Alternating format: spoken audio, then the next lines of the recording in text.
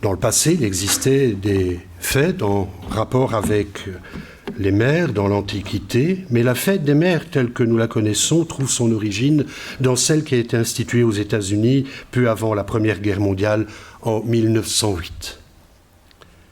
Oui, pourquoi avoir un culte spécial pour la fête des mères?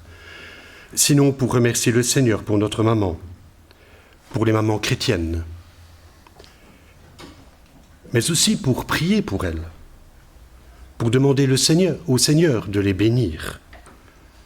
En effet, en dehors de ce jour particulier de l'année, les mamans ne sont pas toujours reconnues dans leur rôle de mère par les enfants et par leur mari. Parce que trop souvent aussi, hélas, on ne leur manifeste pas ou plus le simple respect filial que chacun doit à sa mère. Reconnaître les mérites des mamans, comme nous l'avons lu dans le livre des Proverbes, devrait être chose normale dans tous les foyers. Hélas, et vous l'avez entendu, il y a encore eu cette semaine en Belgique des féminicides, comme on dit. Des femmes sont tuées parce que. Nous savons que ce n'est pas toujours le cas, que les femmes sont reconnues pour être, je dirais, la lampe qui brille dans le foyer. Sauf peut-être un jour par an. Ce jour, en Belgique, comme dans beaucoup de pays du monde, le deuxième dimanche du mois de mai. Bien que ces questions risquent de vous choquer, je vous les poserai quand même. J'avais pensé les supprimer, puis je dis non, je vais les poser. Avons-nous toujours respecté notre maman? Avons-nous toujours fait ce qu'elle nous demandait? Ne nous sommes-nous pas irrités contre elle quand elle désapprouvait notre façon d'agir? Quand elle nous disait ce que nous n'aimions pas ou ne voulions pas l'entendre nous dire? Et c'est ici que la Bible nous vient en aide. Quand elle nous rappelle « Écoute ton père qui t'a donné la vie et ne méprise pas ta mère quand elle est devenue âgée. » C'est au livre des Proverbes. Et ce n'est pas quand ils nous auront quittés que nous devons reconnaître les mérites de notre mère ou de notre père.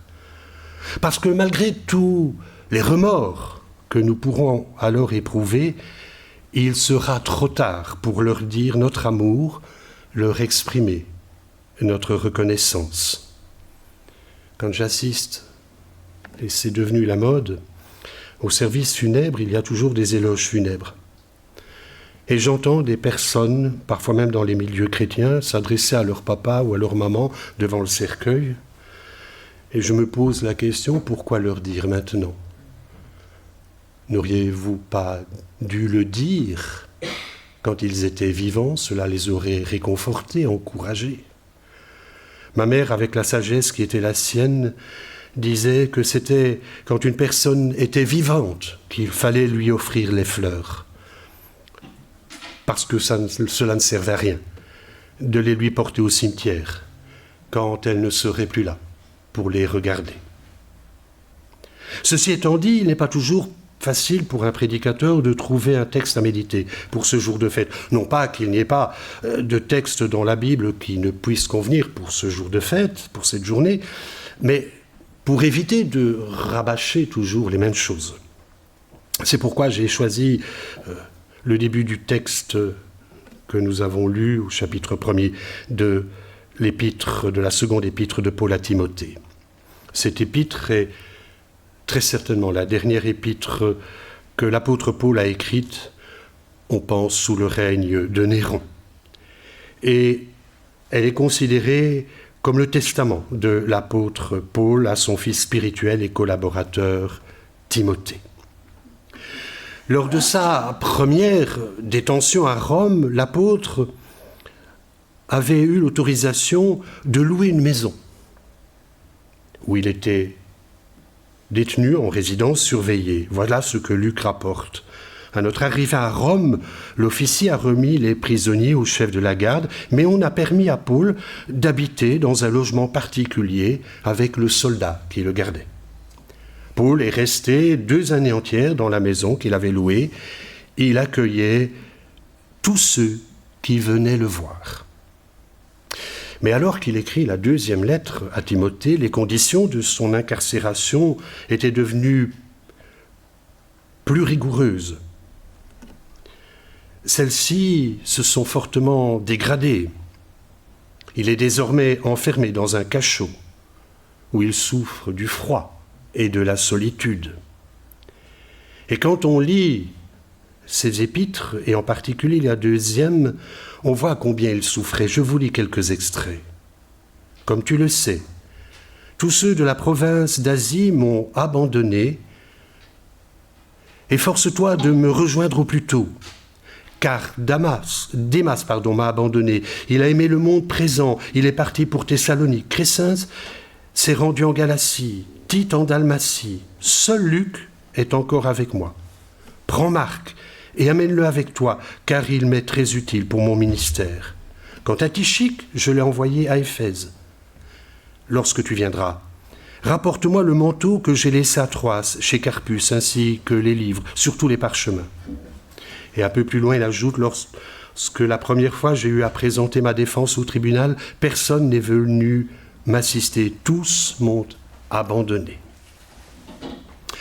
Paul a vieilli. Sa santé s'est dégradée et il souffre des conditions beaucoup plus sévères de sa détention. Et il est conscient que sa course arrive à son terme. Voilà pourquoi il écrit à Timothée « Je suis déjà comme sacrifié, le moment de mon départ approche. J'ai combattu le bon combat, j'ai terminé la course, j'ai gardé la foi. Désormais la couronne de justice m'est réservée, le Seigneur le juste juge me la remettra ce jour-là, et non seulement à moi, mais aussi à tous ceux qui auront attendu avec amour sa venue. » Dans sa première lettre, il avait écrit à Timothée « Combat le beau combat de la foi, afin de vivre avec Dieu pour toujours. » Et quand il écrit la deuxième lettre, dès le début, il se réjouit parce qu'il a appris que Timothée reste fidèle au Seigneur et qu'il accomplit bien le ministère qui lui a été confié par le Seigneur. Les commentateurs de la Bible Vie Nouvelle ont écrit « Arrivé au terme de sa vie, Paul pouvait regarder en arrière et savoir qu'il avait été fidèle à l'appel de Dieu. Il lui était maintenant possible de passer le flambeau à la génération suivante afin que le monde continue d'entendre le message de Jésus-Christ qui peut changer les vies. Timothée était l'héritage vivant de Paul, un fruit de son enseignement fidèle, de sa vie de disciple et de son exemple. Grâce à l'influence de l'apôtre dans la vie de nombreux croyants, le monde aujourd'hui est rempli de chrétiens qui, à leur tour, continuent l'œuvre. Et il pose cette question. Que laissez-vous derrière vous ? Il nous appartient de faire tout notre possible pour maintenir le message de la bonne nouvelle vivant pour la génération suivante. Et c'est ce que faisait Timothée à son niveau. Or, quand on lit la Bible, on ne sait pas grand-chose de Timothée, sinon ce qui est dit de lui dans le livre des Actes des Apôtres et dans les épîtres de Paul. Mais dans cette deuxième lettre que Paul lui adresse, il exprime sa reconnaissance devant Dieu pour Timothée. Il sait et est reconnaissant devant le Seigneur que Timothée reste ferme dans sa foi et dans le ministère pour lequel le Seigneur l'a appelé. Ce qui m'amène à une question. Y a-t-il des personnes qui soient reconnaissantes devant le Seigneur pour notre foi, notre fidélité et notre témoignage ? Sommes-nous reconnaissants pour les serviteurs de Dieu ? Êtes-vous reconnaissant pour votre pasteur ? Êtes-vous reconnaissant pour votre mère ? Je dois dire que, même si parfois il y avait des heurts entre maman et moi, je remercie le Seigneur de me l'avoir donné. Et une sœur d'une église du Borinage m'a dit ceci, « J'aurais aimé connaître votre maman. » Et c'est vrai que j'ai eu des grands-parents chrétiens, fidèles au Seigneur. Ma mère et mon père étaient des chrétiens vivants. Et pour ça, je remercie le Seigneur. Et je remercie le Seigneur parce que c'est grâce à ces personnes qu'il m'a été donné de connaître le Seigneur. Bien sûr, c'était le pasteur qui était ici, qui, lors d'une prédication dans le camp de Limoges, m'a amené à prendre la décision de croire au Seigneur. Mais j'ai été béni, et ma cousine en est là, elle le sait. Dans notre famille, on peut dire que nous avons été bénis par le Seigneur. Mais ce n'est pas devant un cercueil qu'on doit le dire, c'est aujourd'hui. Quand ils sont vivants, malheureusement, mes parents sont... Enfin, malheureusement. Pour moi, parce qu'eux, ils sont près du Seigneur, vous me comprenez. Mais ce n'est pas quand qu'ils ne sont plus là qu'il faut le dire. Alors exprimez votre reconnaissance à ceux qui vous ont guidés. Et si, et ça arrive, vous n'avez pas de parents chrétiens, priez le Seigneur pour qu'il touche leur cœur et qu'ils puissent à leur tour devenir chrétiens. Le Seigneur, comme le dit ce cantique, touchera les cœurs. Et c'est ce que dit ce cantique en fait. Dis-lui Seigneur qu'un jour elle me reverra. En fait, un jour, le Seigneur ayant exaucé nos prières, nous pourrons tous nous retrouver auprès de lui, ensemble. Paul pouvait être fier de Timothée, de ce qu'il était venu. Il avait fait la connaissance de ce jeune homme à Lystre lors de son premier voyage missionnaire. Luc mentionne que cette rencontre s'est passée là-bas auprès d'une rivière, et je lis. Paul se rendit ensuite à Derbe puis à Lystre. Il y trouva un disciple nommé Timothée. Sa mère était une croyante d'origine juive et son père était grec. Les frères de Lystre et d'Iconium disaient de lui beaucoup de bien. Pourquoi disait-il beaucoup de bien ? Parce que ce jeune homme avait été élevé dans la foi d'Israël, et ces personnes que Paul avait rencontrées étaient des Israélites. Le père de Timothée était peut-être devenu prosélyte, ainsi qu'on appelait ceux qui se convertissaient au judaïsme dans le Nouveau Testament. Quoi qu'il en soit, Timothée a été guidé moralement et influencé spirituellement par sa mère et par sa grand-mère, qui lui ont donné une bonne éducation. Aujourd'hui, les parents ne savent plus ce que c'est que l'éducation. D'ailleurs, moi j'étais en bagarre et je le suis encore. Dans le temps, le ministère qu'on appelle aujourd'hui de l'éducation s'appelait ministère de l'instruction publique. Et maintenant, on veut que ce soit l'éducation, mais ce n'est pas à l'école de faire l'éducation. L'éducation, ce sont les parents qui le font. Le ministère et les écoles, c'est pour instruire. Vous achetez un petit chien. Et parfois, vous êtes déçu parce que ce petit chien n'a pas un bon comportement. Et quand on recherche bien, c'est parce qu'on l'a très vite arraché à sa mère, trop tôt. Sa mère n'a pas eu le temps de lui faire son éducation. Et ce petit chien est tout perdu chez vous, il ne sait pas ce qu'il doit faire. Son comportement montre qu'il a été privé trop tôt de sa mère. La mère a un rôle capital à jouer. Et béni soit Dieu pour Timothée. Il a eu une bonne grand-mère et une bonne mère qui l'ont éduqué, qui lui ont appris à aimer et à respecter le Seigneur. Malheureusement, nous ne savons que peu de choses de la mère et de la grand-mère de Timothée. Sinon ce qui est dit ici, dans la 2e épître. Et voilà, je relis. « Je garde le souvenir de ta foi sincère, de cette foi qui se trouvait déjà chez ta grand-mère, Loïs et ta mère Eunice. À présent, elle habite aussi en toi, j'en suis pleinement convaincu. » Une parenthèse. Comme beaucoup d'adolescents, je n'aimais pas trop aller aux réunions. Le culte, ça ne me dérangeait pas, j'aimais le culte. Mais on avait à l'église de Pérouet 2 réunions de prière, une le mardi dans le poste de Luz, Luz-en-Hainaut, et le jeudi au temple de Pérouet. Et bon... Et parfois, ma grand-mère maternelle venait, avant d'aller à la réunion, « Alors, tu n'es pas prêt pour la réunion ?» Je ne faisais pas ça. Mais j'y allais, comme on dit, avec les pieds de plomb. Mais aujourd'hui, je remercie que mes parents ma grand-mère et mon grand-père étaient fermes pour me dire « c'est là ta place ». Et je crois que bien souvent aujourd'hui on capitule devant notre responsabilité. Enfin, je n'ai pas d'enfant, je ne suis pas marié, donc je ne peux pas parler comme ça, mais bien souvent on recule devant la responsabilité d'être des témoins auprès de nos bien-aimés. On veut être des témoins, des évangélisateurs auprès des gens de la rue. C'est bien. Mais nous ne le sommes pas, nous ne le sommes plus dans notre famille.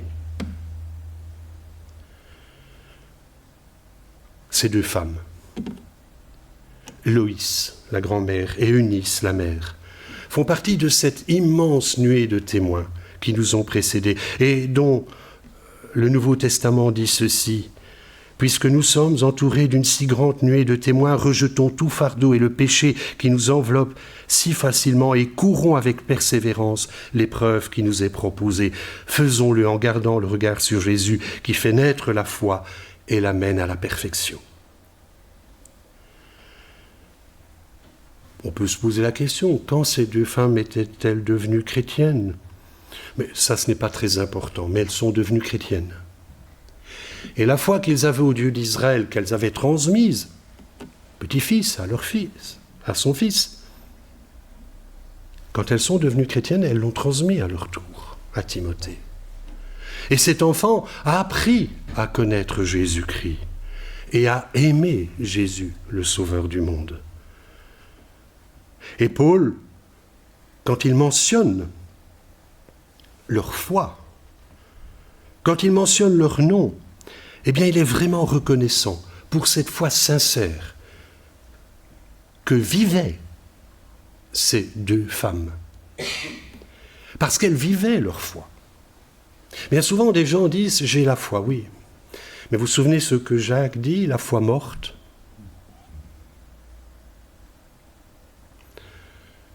Oui, nous pouvons dire que nous avons la foi, mais si elle n'est pas le moteur de notre vie, imaginez, à quoi sert-il de dire que nous avons la foi si nous ne le manifestons pas? C'est ce que Jacques dit. Si nous ne le manifestons pas dans nos œuvres, parce que notre témoignage, c'est aussi dans nos actions, dans ce que nous faisons, dans ce que nous disons bien sûr, mais dans ce que nous faisons. Et voilà pourquoi Paul écrit à Timothée, « Reste attaché à tout ce que tu as appris et reconnu avec une entière conviction. Tu sais de qui tu l'as appris depuis ton enfance. En effet, tu connais les saintes lettres. Elles peuvent te donner la vraie sagesse qui conduit au salut par la foi en Jésus-Christ. Car toute l'écriture est inspirée de Dieu et utile pour enseigner, réfuter, redresser, apprendre à mener une vie conforme à la volonté de Dieu. » Excusez-moi, ces deux femmes étaient des croyantes et dans leur amour maternel. Et pour le Seigneur, elles ont désiré ardemment que Timothée connaisse le Seigneur. Et ce qu'elles ont fait, c'est le conduire au Seigneur. Elles lui ont parlé de lui. Même si peut-être à certains moments, tu sais, comme tous les enfants, Timothée a dû être comme nous, adolescent rebelle. Mais si Timothée est maintenant dans le ministère, bien sûr, c'est parce qu'il a entendu l'appel de Dieu, il y a répondu, mais aussi parce que sa foi était fondée, nourrie de la parole de Dieu. Savons-nous l'impact que notre exemple, bon ou mauvais, peut avoir sur des personnes que nous côtoyons, avec qui nous vivons? Ralph Waldo Emerson, vous l'avez déjà entendu, a écrit « Ce que vous êtes résonne tellement fort à mes oreilles que je n'entends pas ce que vous dites. » Le livre des Proverbes dit « Éduque l'enfant d'après la voie qu'il doit suivre, même quand il sera vieux. Il ne s'en détournera pas. » Hélas, comme je le disais, de nos jours, ce n'est plus le cas, souvent. Les parents capitulent devant les difficultés d'éducation de leurs enfants. C'est pourquoi nous constatons la délinquescence de notre société. Il suffit d'aller dans les grandes surfaces et de voir ce qui se passe, parfois dans les magasins. Ces enfants qui crient, qui tapent du pied, qui vont servir. Moi, j'ai vu dernièrement, je voulais dire quelque chose, puis je me dis, bon, je ne dis rien parce que ce sera certainement mal pris. Dans le Colruyt de Perouet, il y avait, vous savez, de temps en temps, on met ça, des petits plateaux avec, c'était des morceaux de saucisson. Et il y a une petite fille qui prenait, mettait à la bouche et puis remettait le saucisson dans... Bon, j'allais lui dire, tu peux pas faire ça, mais bon. On ne sait pas les réactions des parents. Mais ces enfants, je les ai retrouvés partout, elles touchaient à tout. C'était des petites filles, elles touchaient à tout, dans tout le magasin. Si j'avais fait ça, je crois que mes fesses auraient été rouges comme des tomates. De nos jours, oui, c'est vrai. Le pasteur Henry Ward Beecher a dit « Le cœur de la mère est la salle de classe de l'enfant ». Della Reese, vous la connaissez sans doute, elle était actrice, une actrice afro-américaine, comme on dit maintenant, une chanteuse noire qui a joué dans Les Anges du Bonheur. Et elle disait ceci, « Ma mère était une amie personnelle de Dieu. Elle avait avec lui des conversations continues. » Chers frères et sœurs, qui avaient essayé de transmettre de bonnes valeurs à vos enfants, souvenez-vous que ce qui est le plus important, ce que vous pouvez faire pour eux, c'est leur montrer votre amour, bien sûr, mais surtout votre amour pour le Seigneur. Parce que si vous lui dites, tu sais, moi j'aime le Seigneur, je voudrais que tu deviennes chrétien, et que vous ne venez pas au culte, mais vous êtes en train de faire le contraire de ce que vous voulez que votre enfant fasse. Mais aussi priez le Seigneur pour les membres de votre famille. Un jour, alors que nous parlions des temples du Borinage, autrefois si fréquentés, aujourd'hui quasi désertés, un serviteur de Dieu du Borinage me faisait remarquer que nous n'avons pas su faire passer le flambeau à la nouvelle génération. Pourquoi ? N'est-ce pas parce que beaucoup de parents n'ont pas su ou voulu inculquer les valeurs chrétiennes fondamentales à leurs enfants. Beaucoup de parents chrétiens se désespèrent de voir leurs enfants ou petits-enfants ne pas croire ou se détourner du Seigneur. Bien sûr, nous pouvons nous en plaindre et nous lamenter de cela, mais n'est-ce pas parce que nous n'avons pas été à la hauteur de la tâche, parce que nous n'avons pas été un bon exemple de chrétiens fidèles? Bien sûr, il est vrai, les enfants décident d'eux-mêmes de suivre ou de ne pas suivre le Seigneur. C'est à eux, bien sûr, de le faire. Il y a quelques années, une grand-mère, aujourd'hui près du Seigneur, m'avait dit qu'une de ses petites filles ne voulait rien entendre au sujet de Dieu. Quand sa grand-mère voulait lui parler de Dieu, c'était « Non, ne me parle pas de ça ». Oui, il y a des décisions comme ça. Mais n'est-ce pas là notre rôle, votre rôle de grand-mère, de mère, de père, de grand-père, de prier pour ceux dont vous avez la garde, de prier pour vos enfants, vos petits-enfants. N'abandonnez pas de le faire, n'abandonnez pas ce combat. On raconte qu'un serviteur de Dieu, George Muller, avait prié pendant des années pour la conversion de certains de ses amis. Et il est mort sans voir leur conversion. Mais l'histoire nous dit que peu de temps après son décès, ses amis ont accepté le Seigneur dans leur cœur. Nous, quand nous semons, nous voulons tout de suite voir l'épi prêt pour la moisson. Si vous semez du persil dans votre jardin, ce n'est pas la peine d'aller voir demain s'il est levé. Il faut plusieurs semaines avant de voir les petites pousses se lever. Nous sommes des impatients, mais le temps de Dieu n'est pas le nôtre. Mais cela ne veut pas dire que nous devons arrêter de prier. Nous devons continuer et le faire avec confiance parce que Dieu entend notre prière. Il y a un texte que nous lisons souvent dans la Bible. C'est le début du chapitre 14 de l'Évangile selon Jean. Et on l'interrompt toujours, je vais vous préparer une place et quand je m'en serai allé, je reviendrai, je vous prendrai avec moi. Mais nous oublions la suite. Alors il y a l'intervention de Thomas, il y a l'intervention de Philippe. Mais après, que dit Jésus? Je vous le dis. Dans ce même passage, dans ce même paragraphe, tout ce que vous demanderez en mon nom, je le ferai afin que la gloire du Père soit révélée dans le Fils. Si vous me demandez quelque chose, je le ferai. Jusqu'à présent, vous n'avez rien demandé en mon nom. Demandez et vous recevrez afin que votre joie soit complète. Ici, c'est le chapitre 16. Donc après avoir dit qu'il partait nous préparer une place, il nous dit, mais priez. Parce que si vous demandez quelque chose, je le ferai. Est-ce que vous croyez que Dieu va faire ce que vous lui demandez? Vous me direz, mais je n'en vois pas le commencement du début. Mais ce n'est pas à vous de regarder l'accomplissement. Vous avez confié ce sujet au Seigneur, c'est à lui de le faire. Je vais être grossier, mais quand Pierre nous dit de nous décharger sur Dieu de tous nos soucis, c'est un peu comme si on lui disait « Bon, Seigneur, tracte-plane avec ça. Hein. » Mais qu'est-ce que nous faisons? Bon, on n'a pas obtenu de réponse, ben ça va, bon. Et on laisse tomber. Non, il faut continuer. Continuer de prier, mais de montrer le bon exemple. Billy Graham a écrit « L'influence d'une mère sur la vie des enfants, de ses enfants ne peut pas être mesurée. » Et je terminerai avec cette phrase, ces deux phrases de l'Épître aux Hébreux, qui nous dit « N'abandonnez donc pas votre assurance qui est porteuse d'une grande récompense. Oui, vous avez besoin de persévérance pour accomplir la volonté de Dieu et obtenir ainsi ce qui vous est promis. Persévérez. Persévérez dans la foi, dans la confiance. » Je me rappelle d'une histoire que j'ai lue dans un livre sur la prière. C'était dans une grande famille et la maman était toujours très très affairée. Et l'auteur nous dit qu'à certains moments de la journée, elle s'arrêtait. Elle s'asseyait au coin du feu, relevait son tablier sur sa tête. Et tout le monde dans la maisonnée savait que c'était le quart d'heure de maman avec le Seigneur. Je garde de ma grand-mère maternelle cette image. Il faut que j'explique.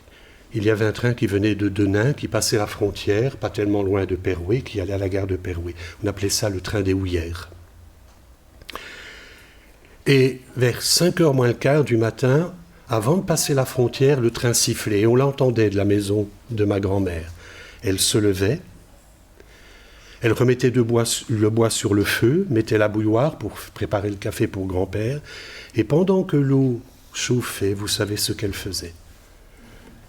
Elle prenait sa Bible. J'ai encore à la maison toute démantibulée.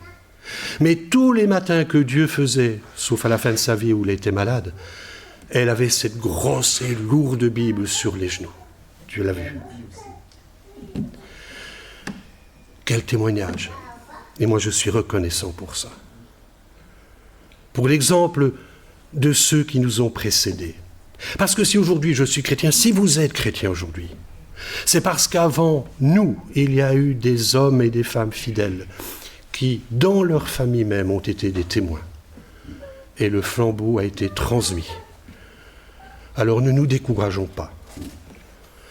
Chères sœurs, puisque c'est la tradition, je vous souhaite une bonne fête des mères.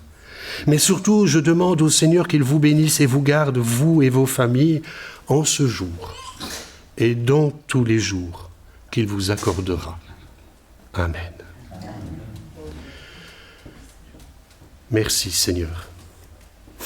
Merci pour toutes ces chrétiennes fidèles qui au cours des siècles et aujourd'hui encore te servent dans l'anonymat, mais sont des témoins fidèles et vivants de ton amour. À leur façon et à leur manière, elles transmettent le flambeau à la génération future.